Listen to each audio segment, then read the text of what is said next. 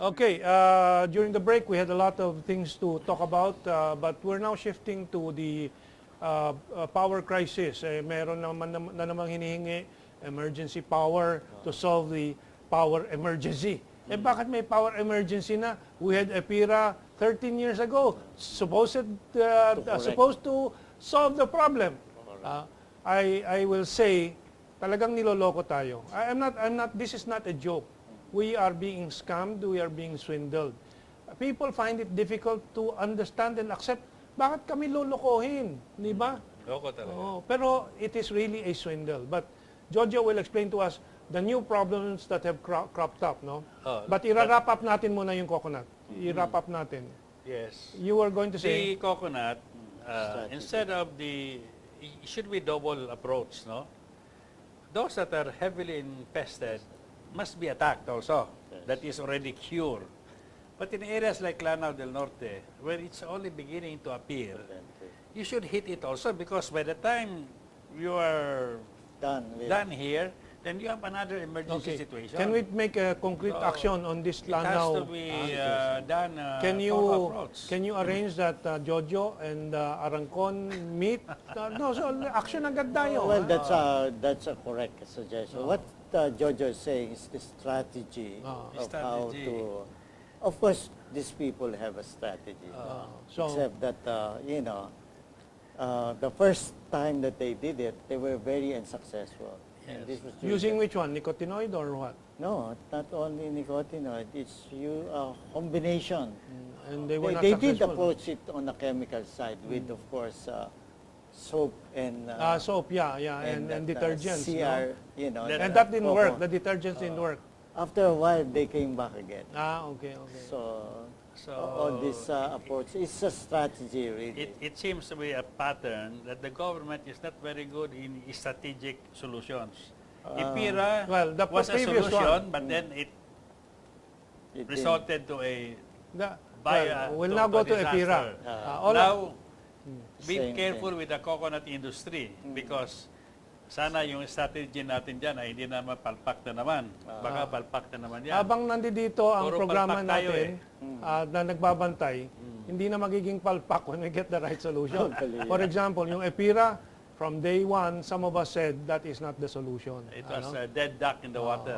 So Jojo, you have discovered how many billions again that will be charged to us? July of 2014, the Supreme Court came out with a decision. Because if you remember, after EPIRA, when the government wanted to sell all the assets of the government, the buyer said, may problema tayo dyan, ang daming tao, ang daming mga empleyado. Personnel, Kailangan muna, they must be removed. Then we will buy it because ganito. Okay. So, what the government did is terminated everybody, paid them all separation package, everything in the billions of pesos, whatever it was, and rehired them. Okay, so they were rehired. Employees. Okay. But soon after, I think they were rehired, they started terminating again. So I want to be clear about the case, no? But this association of drivers, and 3,000 of them of NPC, the case number, GR number 156208, NPC Drivers and Mechanics, Association et al. Versus Napocor. Filed a case against Napocor for illegal termination. Okay. So in 2006, the Supreme Court came out with a decision that Napocor must pay these drivers and these mechanics 4 billion pesos. Then it was appealed to the Supreme Court. And in July 28, 2014, the Supreme Court final decision, including interest, the payable Napocor to these 3,000 employees is 6,244,000,000 316,814 pesos. Okay. We're happy for these people that They won the case. they won the case, but we are sad also because this is going to be charged to the consumers. Okay? It will become part of the stranded cost, an additional 6 billion. Napalpak na naman ang Napocor dito. Bakit natalo? Okay? So, the sheriff now is going around and he has this is the branch 3 of the Quezon City? RTC, RTC. and the sheriff is going all over the place now trying to find out what assets of Napocor to foreclose. Okay. Sabi naman nila, I talked with some people who are one about this. Well, anyway, that will be paid by the Balamplaya funds. Okay, kasi we had naman 130 billion doon, ibabayad naman. But I want to be very, we should be very careful about these decisions. Because in the past, whenever a case is filed against Napocor, walang panalo ang Napocor, palaging natatalo. Okay. And there are instances where they lose because of a technicality. Okay? I hope that if this decision is reviewed, there is nothing that may technicality. Kasi, like for example, if a lawyer is late in answering, wala na. Talo na. Well, one of the problems, the reason for this, one of the causes of these losses of Napocor is that many of the government lawyers, for example, Jardeleza, deliberately did not attend the hearings of the Napocor Meralco settlement case. Yes. And the public lost, and so the public will now pay the obligation of Meralco to Napocor of 20 billion pesos or so. It is a pattern. Yeah. It is a pattern. Now, you have to understand why Jardeleza was appointed. Jardeleza used to be a lawyer of the private Meralco. sector, corporations. So he was assigned there to make the government lose and save Meralco the money that they should be paying. Yes. So then the people say, government ang may kasama. Actually, it's more complicated than that. It is the capture of government by the vested interests. Di ba? And there are always defaults. I have seen several cases like that. Okay. Whenever a case is filed against national power, almost, it can be very sure, they lose. Because hindi mag-a-appear ang lawyer. Hindi maka-appear for a lawyer, whatever it's a reason. technicality. I've seen several cases like that in the past. Kaya nga, now, if you have, now I'm going to shift on the power issue also. They're asking for emergency power for Malacanang to solve the problem. That started the problem in the first place during Ramos's time, di ba? That's why we were very sure that when there is emergency powers, there is no sovereign guarantee. Now, Should be. it is possible that there will be sovereign guarantee. Why? Okay. This Secretary Petilia, sometimes I think the problem for him is too big that he cannot anymore address it properly. In the past they were saying, Petilia was very fast in saying that Mindanao is a big problem. They always blame Mindanao. Emergency situation. Okay? They do not mention that the bigger problem is Luzon. Okay? Now, he is saying a different tune. The last so many days, Secretary Petilia has been declaring that maganda pala ang Mindanao. The solution is going to be solved once the 300 megawatt power plant of Aboitiz is put into operations. Then, when that is put into operations, we're okay. And we have still the plant of Alcantara, 200 megawatts, and another 200 megawatts of the Stayag expansion. So, on top of the 300, we have 400 to address the problem of Mindanao. Meaning to say, Mindanao is no problem. But the problem is, San Miguel is putting a 600 megawatt power plant in Mindanao, and there are other two entities putting a total of almost 2,000 megawatts of coal-fired plant. Okay. So why is that a problem? Yeah. Huh? Why is that a problem now? It is a problem. Why?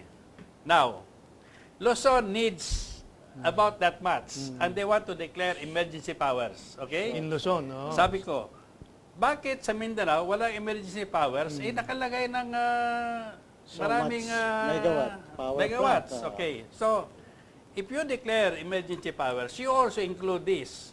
Those power plants that are supposed to be established in Mindanao, now they're cutting the coconut trees because they're going to start it. Emergency. You transfer it to Luzon until San Miguel.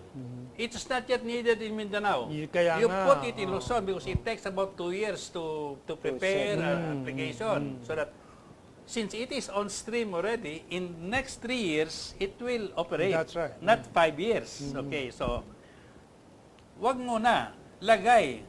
You put it in Luzon. So what? Why do they want emergency That's powers? right. Why? Why? Because in Luzon, there is this kalikasan thing, Writ of writ of kalikasan. kalikasan.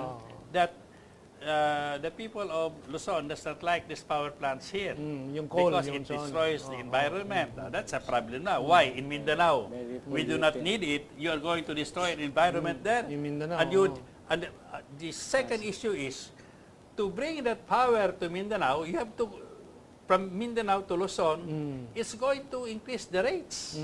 So, why put it there and increase the rate? Just put it in the own backyard here in Luzon. What Luzon needs, you put the solution here.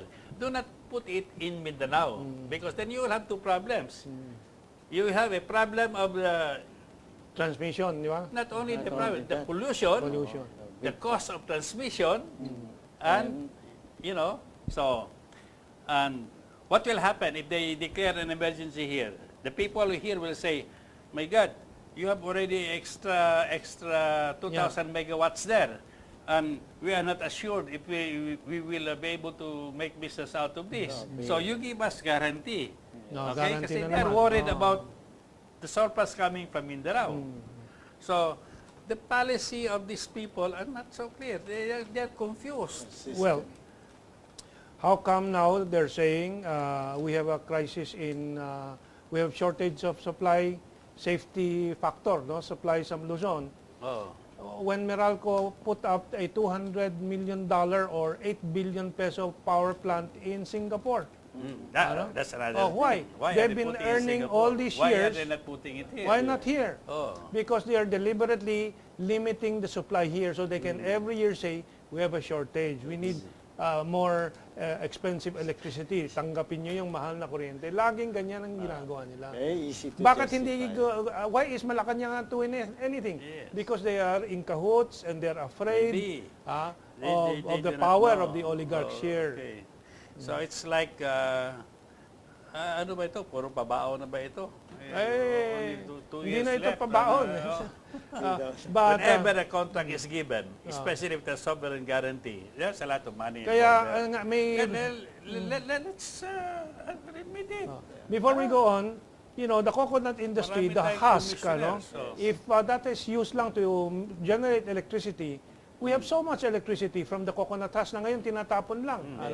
But we have around 2 minutes left in the discussion. No? And this week, there is a lot of talk about coup d'etat and coup d'etat.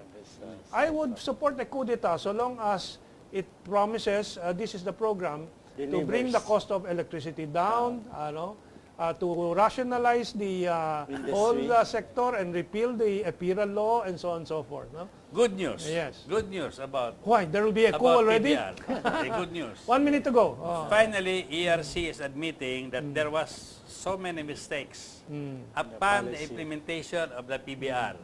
Performance-based rate. Performance-based rate.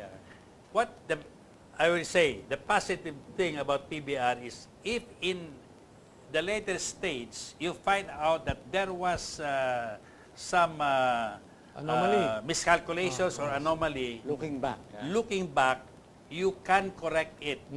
Now, this is now the issue. The time to correct it is 6 months from now. Okay. Kailangan everything that was illegally collected from the consumers of Should be Meralco, returned, will have to be returned. Now, Okay. ERC said the problem with PBR, it is the wrong implementation. Okay. It was wrongly implemented in the beginning, but there is Okay. a process of correcting. So Okay. let's implement the correcting factor so Okay. that everything is returned. Jojo, to the we'll have consumer. another discussion there.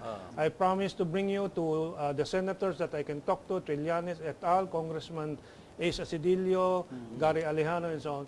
Because if it's 6 months from now, we have time to prepare this fight. So with that, I have to say thank you very much. Of course, Jojo and Sunny will repeat this again because we have to keep updating. Okay? Yes, yes. So think about all this that we have discussed today. Thank you very much and have a good weekend.